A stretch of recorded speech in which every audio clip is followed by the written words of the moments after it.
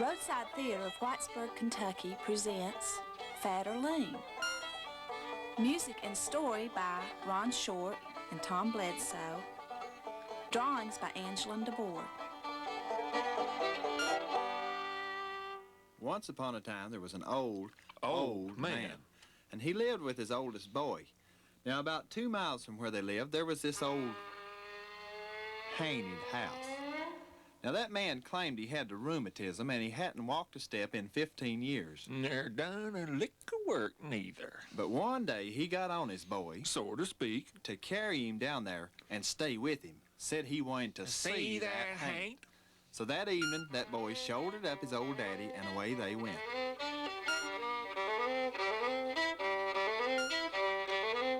Now, that very same evening, they was 2 other fellers that lived up there in that little community where they lived. And these was rowdy boys.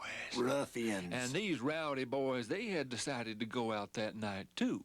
But what they was going to do was go down to some poor old farmer's place, steal one of his sheeps, take it up to that old haunted house, and said they was going to Cook it.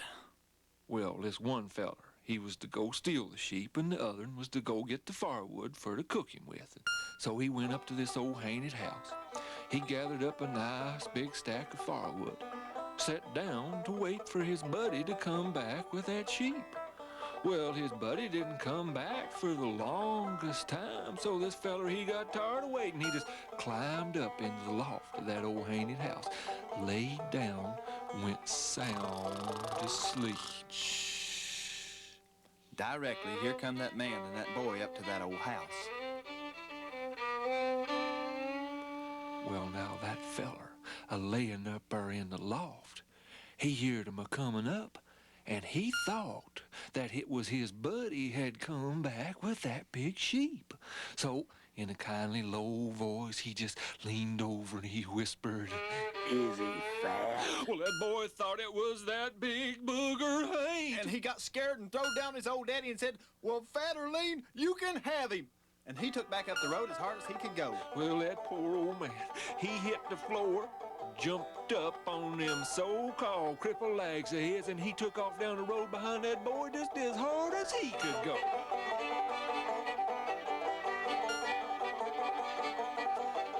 And they tell us that that old man beat that boy home. A good 5 minutes. And they also say that he wasn't ever bothered with that rheumatism ever again.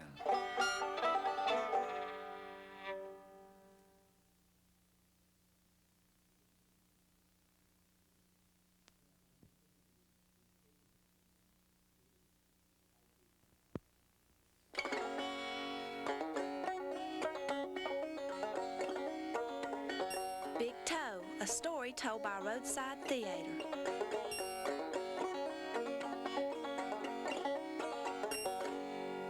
One time, there was a little old man and a little old woman and a little old boy. And one evening, they was all out in the garden a-digging taters for their supper. They is real poor people. Didn't have no meat for supper, just taters. Well, the little old man, he hoed along and hoed along. That little old woman, she hoed along and hoed along. And that little old boy, he hoed along and hoed along too.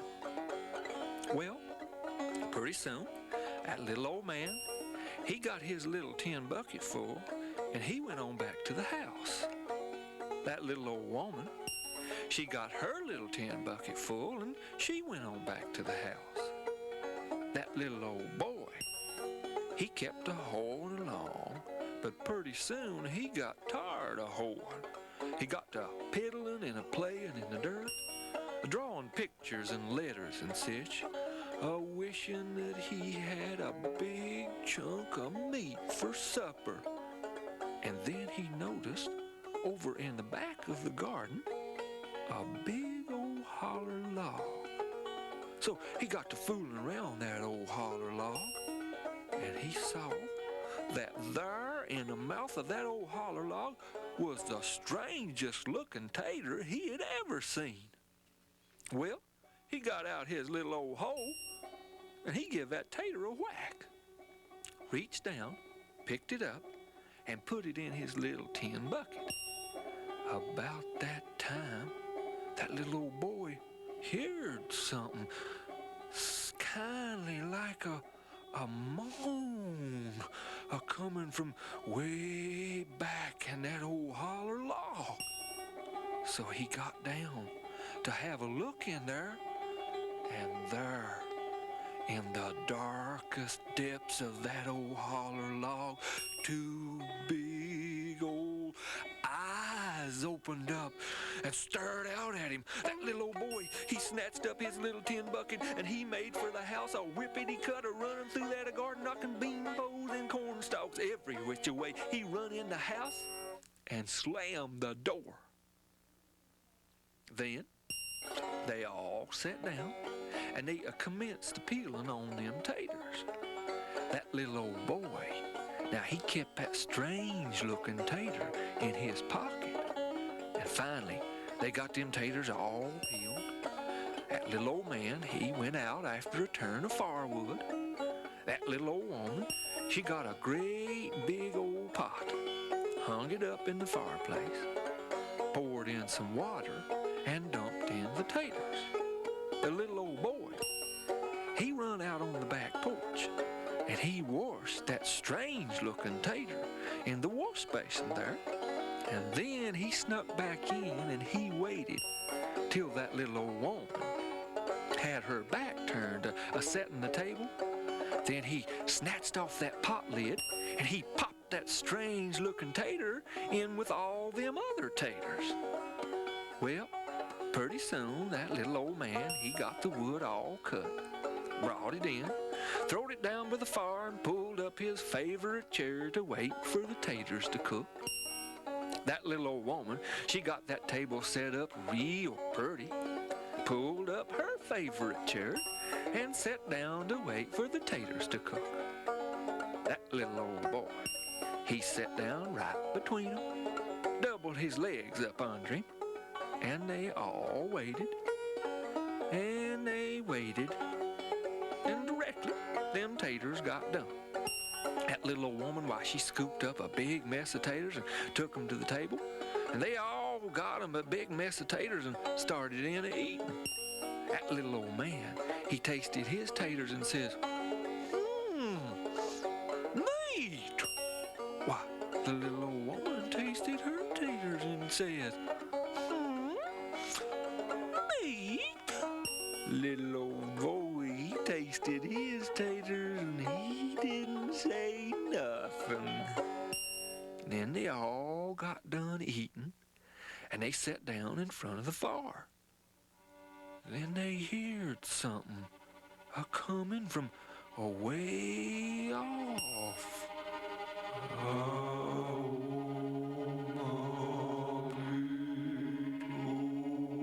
Little old woman, she jumped up and she run, hid under the bed.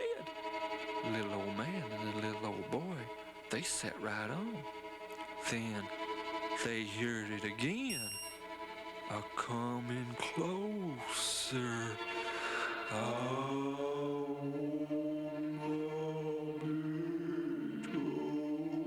Little old man, he jumped up, run, hid under the bed. Little old boy, he sat right on. He's sort of scared and kindly sleepy. Then he heard it coming closer. Oh, my big toe. He heard it crawling up on the porch roof. Oh, my big toe. Heard it climbing up on the housetop. Oh, my big toe. He heard it scratching on the chimney, saw soot falling. He looked up, and there, on a smoke shelf, sat a great big old hairy booger.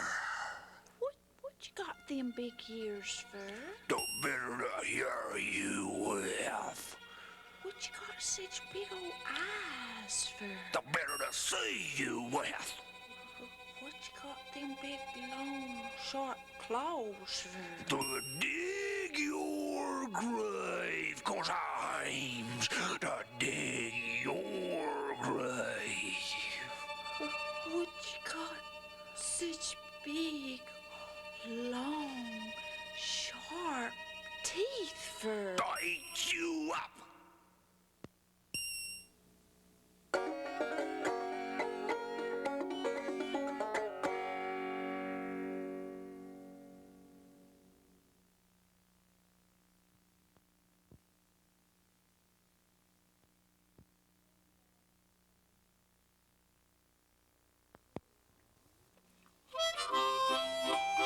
Roadside Theater of Whitesburg, Kentucky presents The Little Fish Story, as told by Angela DeBoard, music by Ron Short, and drawings by Angela DeBoard. One time there was a little girl. Now this was a very long time ago, back when if you wanted running water in the house, well now you just had to run down to the spring and get it. So this little girl's job was to go to the spring each morning, get the water. One morning when she was dipping up water from the spring, a little fish swam right into her water bucket. Now, she had never seen a fish in the spring before, and she had never seen a fish like this one anywhere.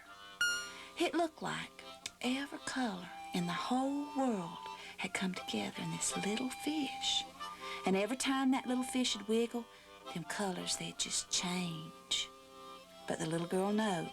Now, no matter how pretty that little fish was, it wouldn't do to take it home in a water bucket. So she poured it out and went to dip some more. And there it was in her bucket again. So she dumped it out and dipped it up again. Finally, she just gave up. She carried her bucket on up to the house, plumb full of water, fish and all.